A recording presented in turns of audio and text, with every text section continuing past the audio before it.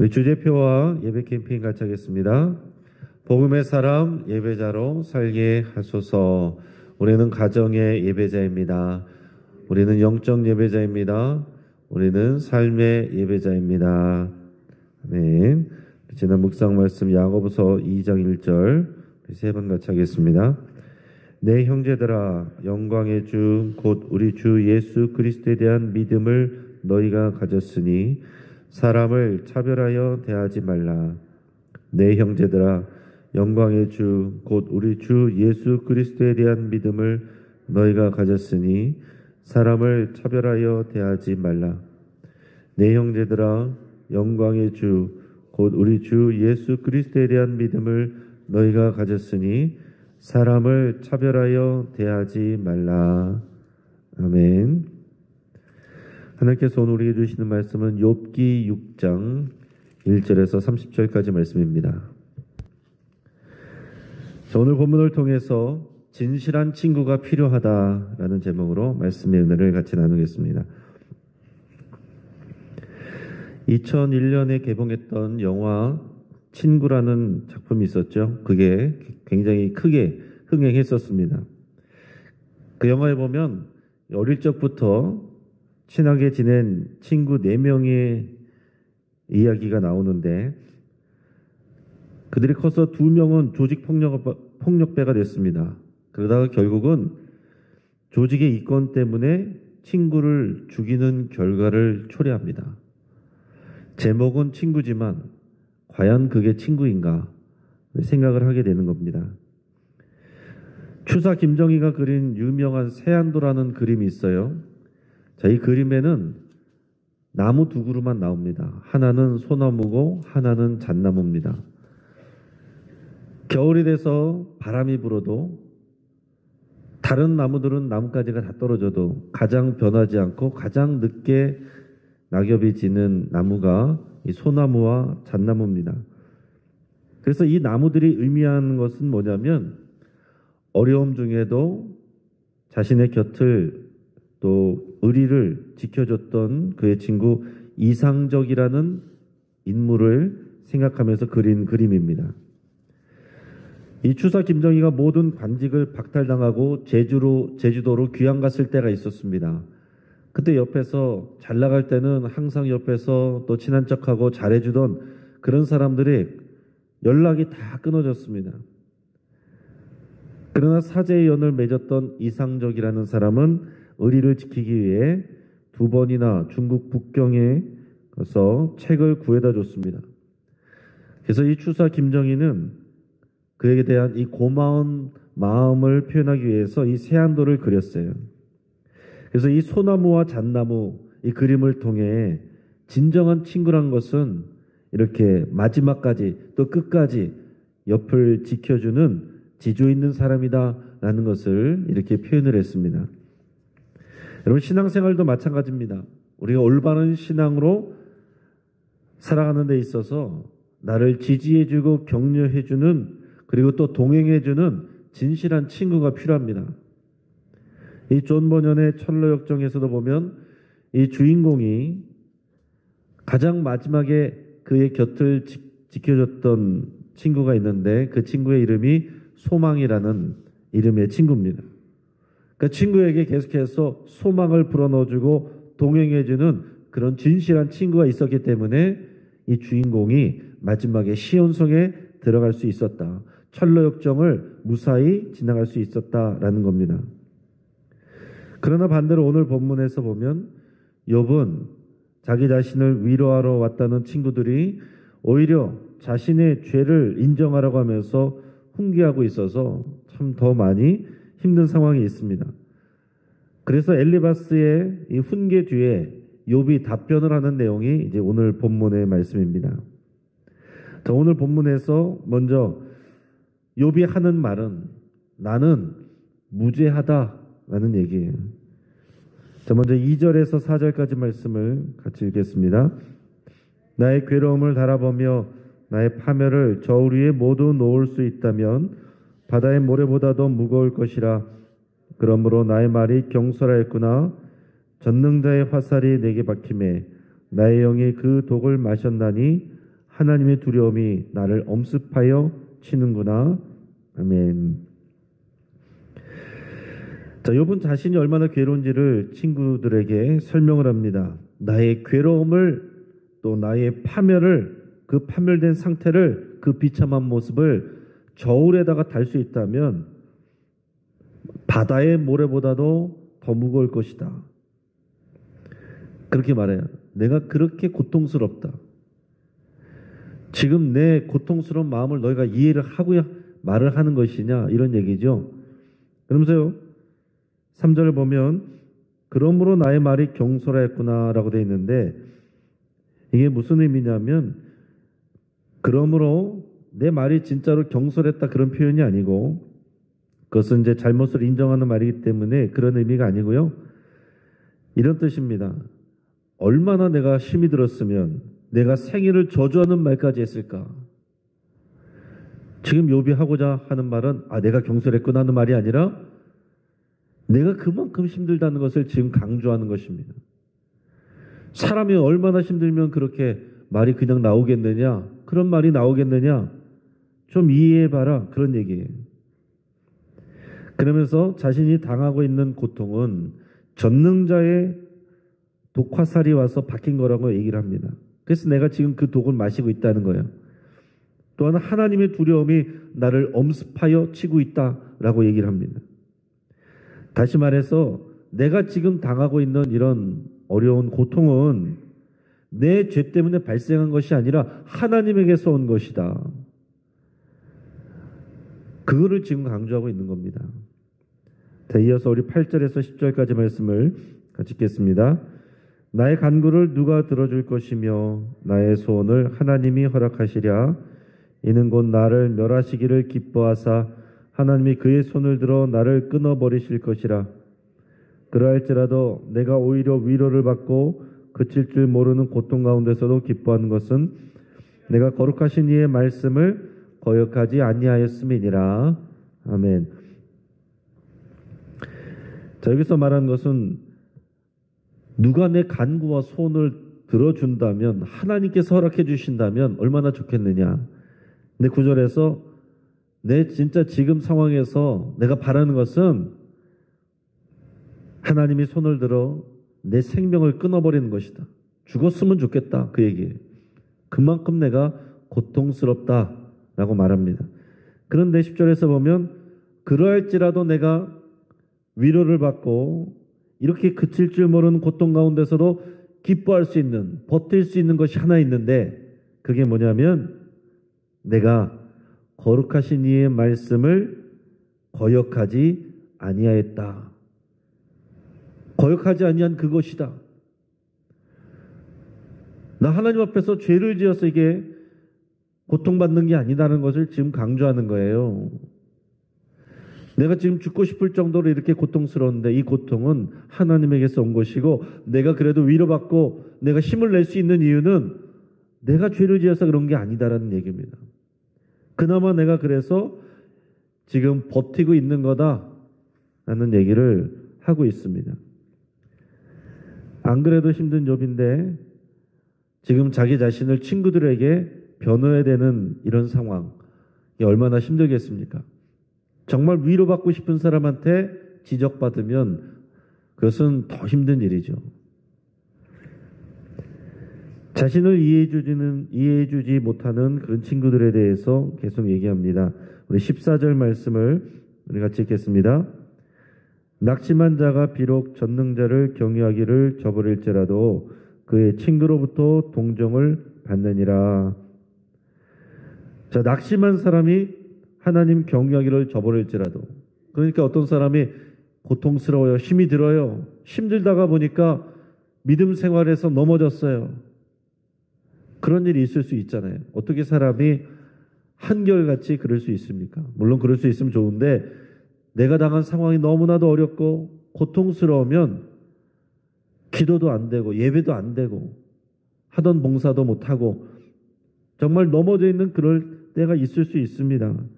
그럴지라도 그의 친구로부터 동정을 받느니라. 친구라면 이해해주고 또 격려해주고 그런 게 마땅하지 않느냐 그런 얘기를 하는 겁니다. 이어서 우리 15절에서 20절까지 말씀을 우리 같이 읽겠습니다. 내 형제들은 개울과 같이 변덕스럽고 그들은 개울의 물살같이 지나가느나 얼음이 녹으면 물이 검어지며 눈이 그 속에 감추어질지라도 따뜻하면 마르고 더우면 그 자리에서 아주 없어지나니 대상들은 그들의 길을 벗어나서 삭막한 들에 들어가 멸망하느니라. 대마의 떼들이 그것을 바라보고 스바의 행인들도 그것을 사모하다가 거기 와서는 바라던 것을 부끄러워하고 낙심하느니라. 이제 너희는 아무것도 아니로구나. 너희가 두려운 일을 본즉 겁내는구나. 아멘. 20절까지 읽기로 했죠. 자, 20절까지. 자, 여기서 말하는 것은 뭐냐면 그렇게 힘들면 친구가 동정을 해줘야 되는데 내 형제들은, 내 형제 같은 또 친구들은 그러지 않는다는 거예요. 마치 개울과 같이 변덕스럽구나 이렇게 한탄하고 있어요. 개울과 같이 변덕스럽다. 이게 우리한테는 잘 와닿지 않는 말이죠. 개울이 뭐가 변덕스러운가? 근데 여기서 말하는 개울은 그 근동 지역에 있는 와디를 얘기를 합니다. 와디. 자, 여기는 그 건기에는 물이 없어서 거기 샘이 없는 곳인데 우기가 되면 집중적으로 물이 오면 그 바닥이 그 물을 흡수하지 못합니다. 딱딱해서. 그래가지고 한순간에 물이 모여가지고 졸졸졸 흐르는 개울이 돼요. 그 계절마다 또 시간이 지나면 그게 말라버리고 없어졌다가 또 우기가 되면 갑자기 시내가 돼서 흐르는 그 개울을 와디라고 합니다. 그 친구들이 와디 같다는 거예요. 그 개울 같다는 것입니다. 그래서 우기가 되면 흙탕물이 되고 눈이 녹아내리면 넘칠거리는 시내가 되었다가도 날씨가 뜨거워지면 증발해서 시내가 사라져버리는 그런 개울 같다는 거예요. 그래서 지나가는 이 상인들이 또 여행객들이 목이 말라서 이 개울물을 마시려고 왔는데 이 변덕스러운 와디가 사라져버리고 없다는 얘기를 하는 겁니다. 그래서 실망을 하는 일이 있다는 거예요. 지금 욥이 마음이 그렇다는 것입니다. 지금 욥은 너무나도 힘들고 고통스러워서 이 친구들에게 오히려 위로받고 동정받고 싶은데 내가 얼마나 고통스러운지 함께 울어줬으면 좋겠는데 격려해줬으면 좋겠는데 이 친구들은 오히려 이 와디같이 나를 위로해주지 않습니다. 변덕스럽습니다. 그래서 상인들이 물 마시러 왔는데 실망한 것처럼 나는 오히려 이 친구들이 와서 기대했다가 실망했다는 것을 얘기를 하고 있어요. 말라버린 시내 같은 친구들에게서 오히려 그 기대가 깨지고 허탈해졌다. 그 마음을 표현하고 있는 것입니다. 그래서 너무 내가 서운하다. 친구들한테 그 얘기를 하는 거예요. 그 마음을 계속해서 쏟아놓는데 24절에서 26절까지 말씀을 읽겠습니다. 내게 가르쳐서 나의 허물된 것을 깨닫게 하라. 내가 잠잠하리라. 옳은 말이 어찌 그리 고통스러운고 너희의 책망은 무엇을 책망함이냐. 너희가 남의 말을 꾸짖을 생각을 하나 실망한 자의 말은 바람에 날아가느니라. 아멘. 자, 욥은 자신의 허물된 것을 깨닫게 하라라고 얘기했습니다. 내가 뭘 잘못했는지 얘기를 해봐라. 날 납득시켜봐라. 그러면 내가 잠잠하겠다라고 얘기를 해요. 지금 욥은 앞에서 말한 것처럼 나는 하나님 앞에 무죄하고 부끄러움이 없다. 나는 하나님을 거역한 것이 없다. 이렇게 얘기합니다.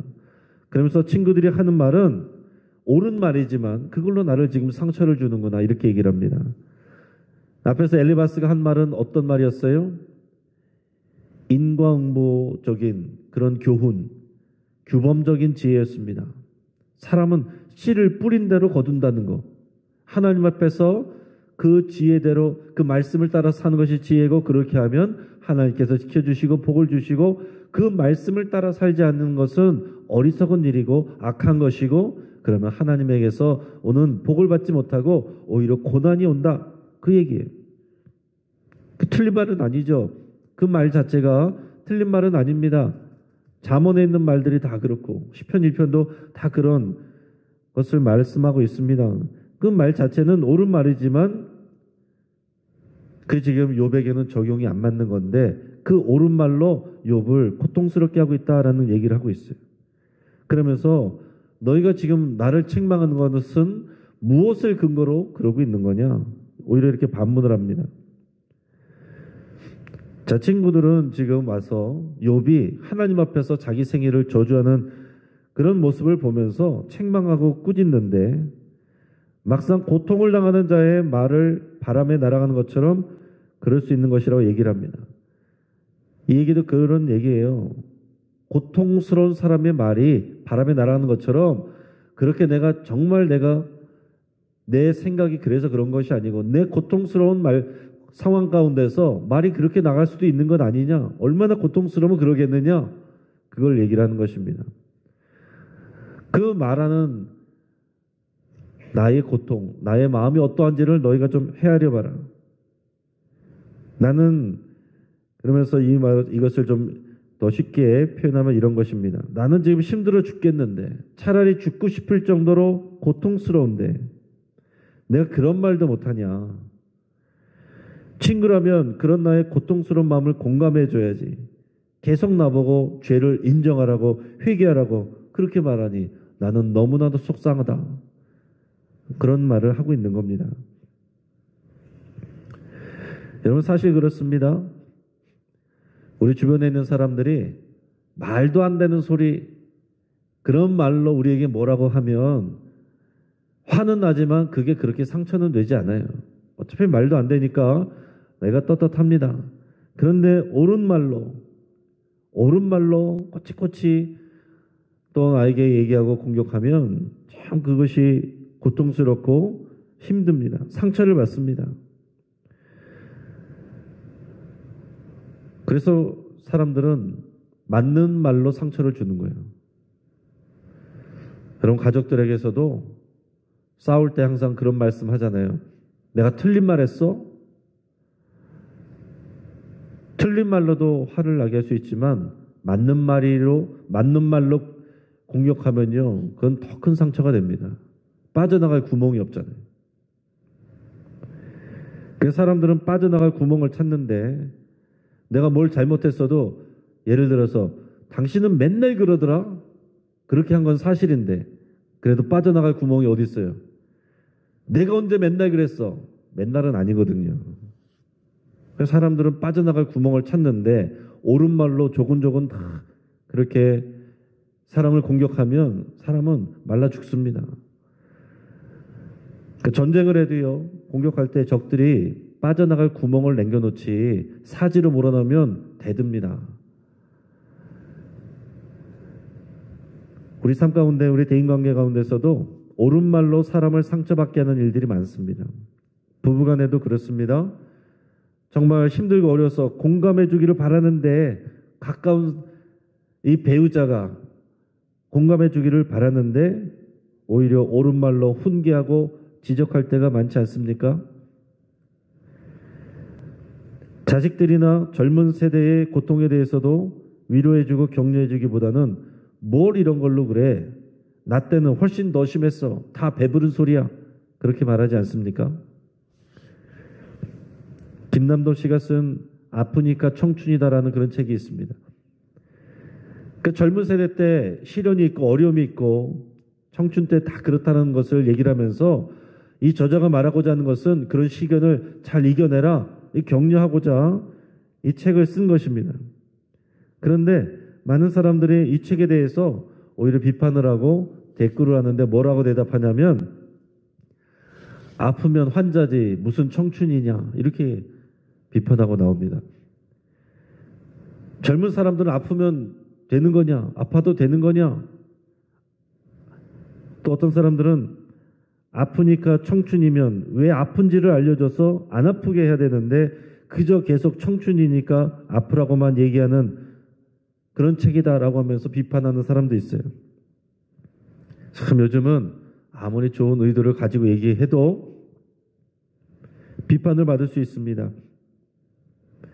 정말 그 사람이 하는 말에 진심을 우리가 받지 않으면요, 말 가지고 얼마든지 꼬투리 잡을 수 있어요. 자, 중요한 것은 우리가 어떤 문제를 지적하기 전에, 말을 하기 전에 상대의 아픔을 공감하고 그 사람의 진실한 친구의 입장에 서는 것이 중요하다는 얘기입니다. 내가 그 사람의 마음을 공감하지 않고 진실한 친구의 입장이 아닌 상황에서 이게 맞고 저게 틀리고 옳은 말로만 공격을 하면 그 사람은 죽습니다. 말라버립니다. 더 큰 고통을 받습니다. 자, 말씀을 정리합니다. 사람은 진실한 친구를 필요로 합니다. 이 거친 인생의 파도를 헤치고 나가려면 진실한 친구들이 있어야 돼요. 욥은 엘리바스의 훈계에 오히려 마음이 상했습니다. 엘리바스는 옳은 말로 오히려 욥에게 상처를 주고 있어요. 욥은 지금 재판관이 필요한 게 아니라 진실한 친구가 필요한 겁니다. 우리에게 영원히 진실한 친구는 예수 그리스도입니다.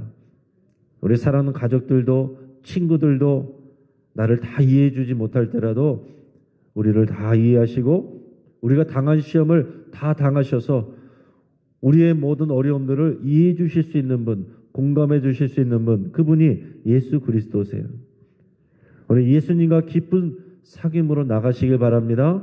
그리고 진실한 친구들을 만드시고 그 이전에 내가 진실한 친구가 되시기를 주의 이름으로 축복합니다.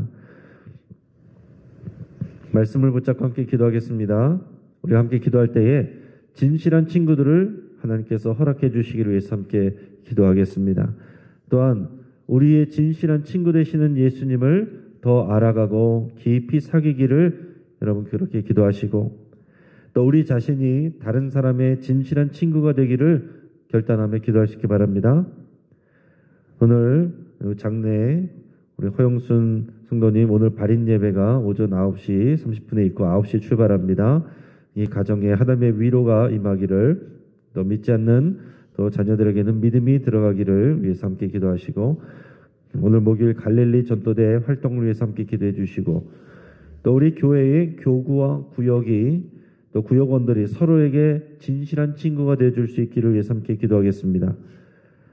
또 우리 환우들을 위해서 기도할 때 우리 변영순 권사님 좀처럼 염증이 가라앉지 않고 있어서 항암 치료를 받지 못하고 있는데요.